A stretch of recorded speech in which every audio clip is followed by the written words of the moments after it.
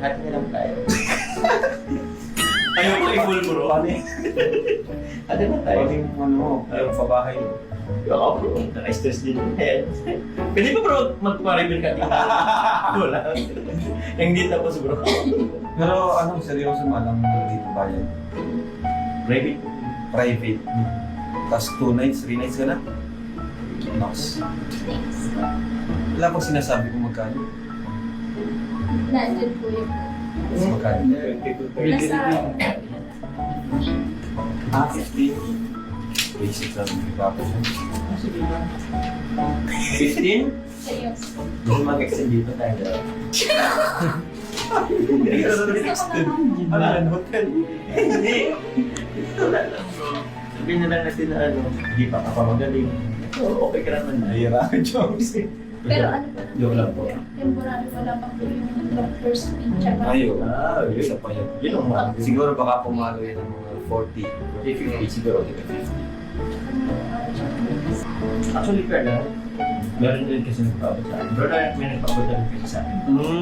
Lalo lang nilaman nila kay ano, yung nangyari kay Carla. Na sa mga nagpapansin ng sponsor din.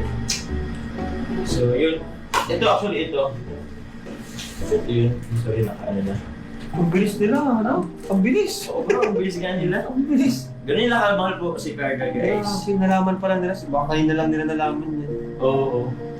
Nainggyan naman agad sila. Pero ito, ano ko po, galing po sa JC23 Solid Group po.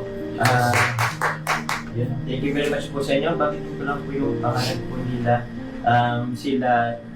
Yung medical assistance for Carla po. Tita Esther, JC23 Solid Group po. Tita Esther, Ate Mayra, Tita Sherlyn, Tita Rosemary, Timoa, Tita Weng, Tita Arceli, Tita Gemma, Tita Maria Sheila, Tita May, Tita Amani, Tita Gilby, Tita Norfina, Tita Anan Eddie, Tita Alechi, Tita Josebel, Ate Cherry, Tita Farah, Tita Siang Rose, Mamong Lisa sa Team Musang Pinas, sa Team Azur, Tita Lorely, Tita Angie, kay Engineer Dan, kay Tita Magentula, kay Tita Ka, Tita Asma, sa Team Hong Kong Ladies, Tita Rikay Zaidin, kay Mami Selma, kay Tita Connie Hortal, and si John Carpans for Life.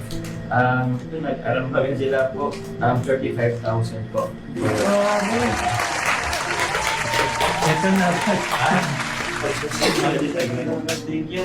thank you po. Ang klase talaga. Thank you very much po sa lahat ng tulong and sa lahat po ng members and admins na nagbigay po ng para po sa video ko dito sa hospitalan. Maraming salamat po sa inyo lahat.